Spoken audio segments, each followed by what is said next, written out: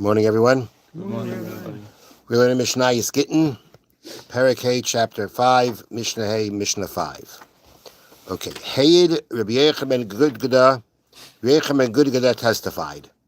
That testified means that, I'm not sure what this means, testified, who he testified in front of, but testified means is a way of saying that he received these laws from his teachers and that they are accepted as halacha. Okay, that's the point here. Rabbi Yechon ben Gudgada, Hayid means he received it from his teachers, and this is the halacha. Number one, ala chareshes sheyasiya avia, a deaf-mute girl that was married off by her father. Now we know that a father can marry off his daughter until she is, let's read it here. A cherish, deaf-mute, is someone who can neither hear nor speak.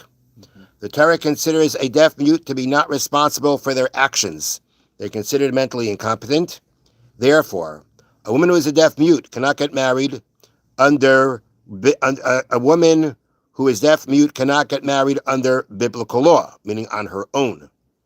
However, there is a rabbinic marriage level if she does, but on her own, according to Torah law, she cannot get married. However, the Torah gave a father the right to marry off a minor or nara daughter, and he can do so even if she's a deaf-mute. When the Mishnah specifies that her father married her off, it means that its ruling applies even in that case where the marriage is biblical, and certainly when her marriage is only rabbinic. So right now, what we're saying is like this: you have this girl; she's a deaf-mute.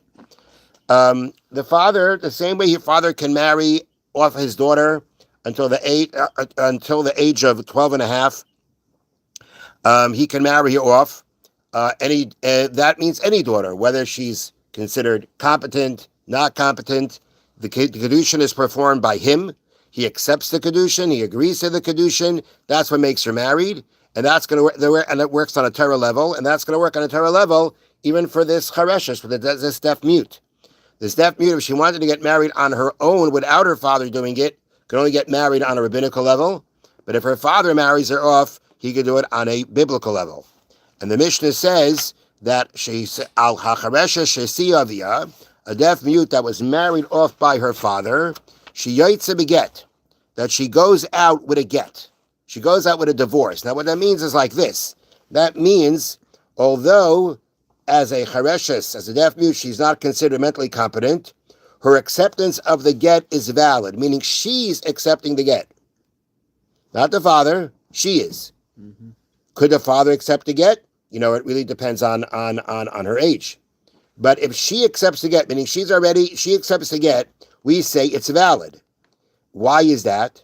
Because since a woman can be divorced without her consent, mental competence is not required.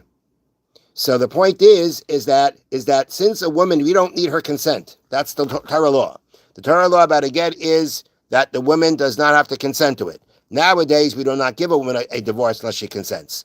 But according to Torah law, she can be divorced even against her consent. If she receives it, she's divorced, whether she likes it or not.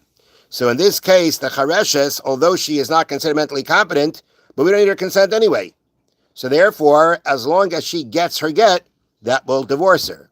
And that's not only if she's married only on a rabbinical level, where we can maybe be more lenient, but even when she's married on a Torah level, this is going to work. She can get divorced. She can receive the bill of divorce and become divorced because of the fact that since we don't need a woman's consent for divorce according to Torah law, therefore she would be able to receive her get. So she can't do the marriage part. That she cannot do. However, because the marriage part needs her consent. A woman has to consent to the marriage, unless it's the father who accepts it. Then whether she likes it or not, she's going to be married again whenever as long as he has the power to do that. But if we're talking about on her own, she cannot do the kedushin because she needs her consent. If she's not considered mentally competent, she can't do that. But since we don't need her consent for a divorce, she would be able to receive the divorce. So that's the first part of the Mishnah. The next part is Katana bas Yisrael shenisas l'kohen, a katana, the daughter of a non-kohen that married a kohen, sheocheles b'truma, that she eats truma. Now, what that is referring to here is the following. Number one, we know that the wife of a kohen can eat truma. Even if she's not the daughter of a kohen, she married a kohen, she could eat truma. Now, we are talking about here of a girl who is an orphan, meaning she did not have a father to marry her off, but there is a rabbinic marriage that can be performed through the mother or through the brothers. They can marry her off. And that is not a Torah marriage, it's a midrabban, it's a rabbinic marriage. Now, so this is what it means. Katana bas yisrael shenistas l'kayin. She's a katana, she's a minor, she is an orphan, and she doesn't have the father to marry her off, but the halacha is that this katana, this girl who is, again, she is a minor, she can be married off by her brother or by her brothers or her mother, according to rabbinic law. Now, according to rabbinic law, if she's married to the Kohen, can she eat truma? Sure. Well, it depends. It depends. If you're talking about something that's truma according to Torah law, we have things that you have that according to Torah law are truma. There's certain things that are truma only according to rabbinic law. If something, for instance, grows in a flower pot that does not have a hole, that's not considered having a hole, so it's not nourishing from the ground or the airspace of Eretz Yisrael, it does not have an obligation of truma according to Torah law, but according to rabbinic law, it does. So now, if we're talking about truma, that is truma according to Torah law, she's not married to the Kohen according to Torah law. It's only according to rabbinic law. So that for sure she can't eat. But what the Mishnah means is that she can eat truma, means she can eat truma that is truma according to rabbinic law. She's married to the Kohen rabbinically, so we say she can eat truma. That is rabbinic truma. That works, right? Mm-hmm. Now, at the same time, though, there is something novel to this idea.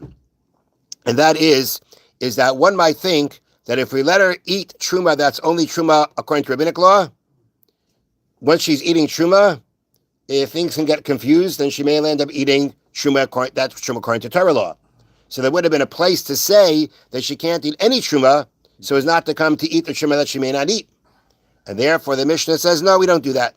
In this situation, she is a minor. I'll read it to you here. Rabbi Yochanan ben Gudgada testified that rabbinic truma is nevertheless prohibited because she's still a minor who is not obligated in mitzvahs. So which I think that means is to say that if even at the end of the day she ate the truma according to Torah law, she's only a minor doing so.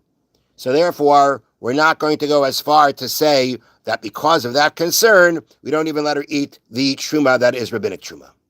So therefore, the Mishnah says, Katana bas Yisrael shenisas l'kayin. She was a minor. She was married off rabbinically by her mother or her brothers, that she could eat truma, that is truma midrabanan. Okay. Now, the next halacha. The imesa. And if this girl dies, and again, this girl who was rabbinically married dies, baila yarsha. Her husband inherits whatever she has. Now, what that means is like this. When a wife dies, her property is inherited by her husband. That's the halacha. Although the orphan girl's marriage is valid only rabbinically, the sages decree that her husband inherits her. That's rabbinic law, that even though according to Torah law they're not married, nonetheless, he inherits her.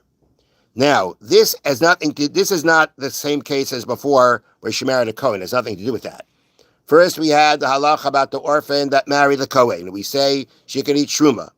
And now we're talking about an orphan that was married off to anybody, not just the Kohen, Levi, Yisrael.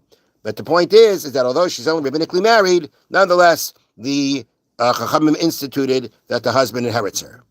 The next halacha is Bal Hamarish Hagazol Shabanoi Babira, a beam that was stolen and built into a bira, a large building.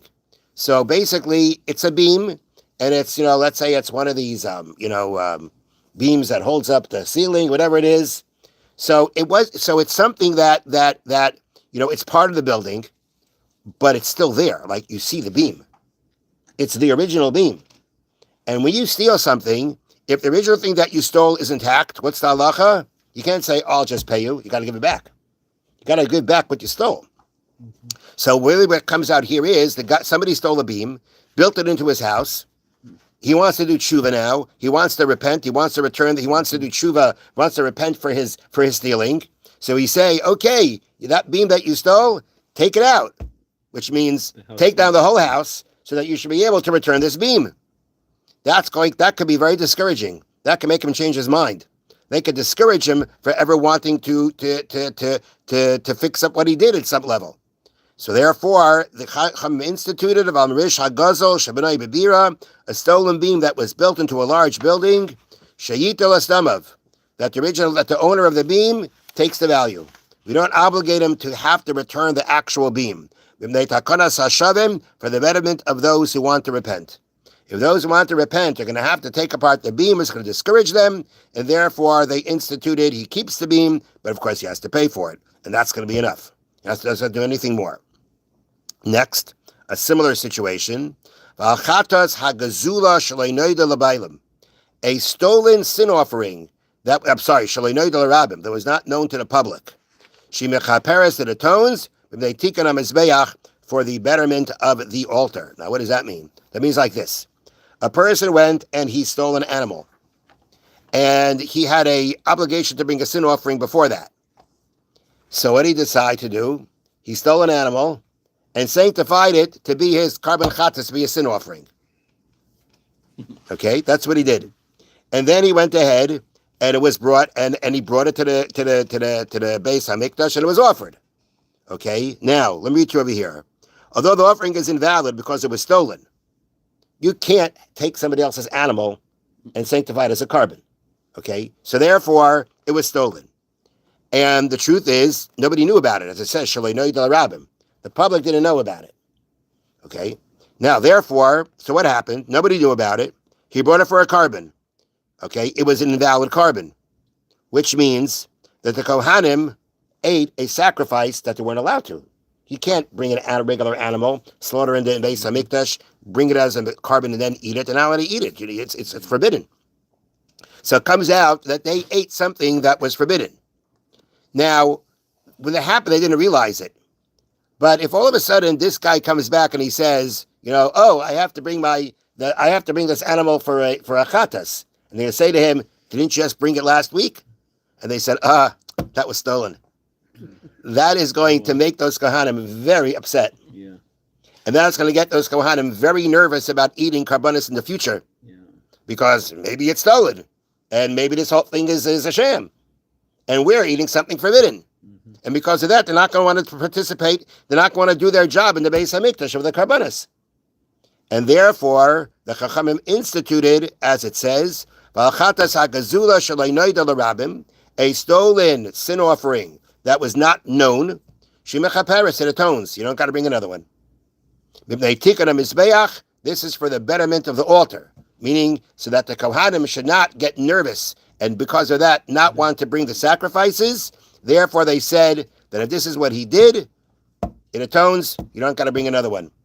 Now, the Mishnah says, but it's only where it was Le'noi Del Rabim. It wasn't publicly known. Okay? And if it was publicly known, then it doesn't atone. And the way they explain it here is since it is unlikely that a thief would bring an animal that is known to be stolen to the temple, that's like pretty chutzpah. That's pretty chutzpah, right? And I would say that, the Kohanim, if they know, wouldn't the Kohanim also know? And they wouldn't even do it? But if at the end of the day, he brought a stolen carbon, meaning it was stolen, the rabbis did not extend their enactment to this case, in line with the general rule that the rabbis did not make decrees for unlikely cases. So therefore, the Mishnah said it's unlikely he would bring an animal that was stolen, which maybe sounds like it's possible the story could happen here too. Mm-hmm. Unlikely, but it could happen. But for unlikely cases, they did not extend their decrees. And therefore, the decree that they said for the stolen animal that's brought as a sin offering, which the Kohanim partake from, that it atones is only when it wasn't publicly known, because that would be the common case where such a thing could happen. But the unlikely case, then we say this decree doesn't apply, and you have to bring another one. Have a wonderful day. Thank you, Rabbi.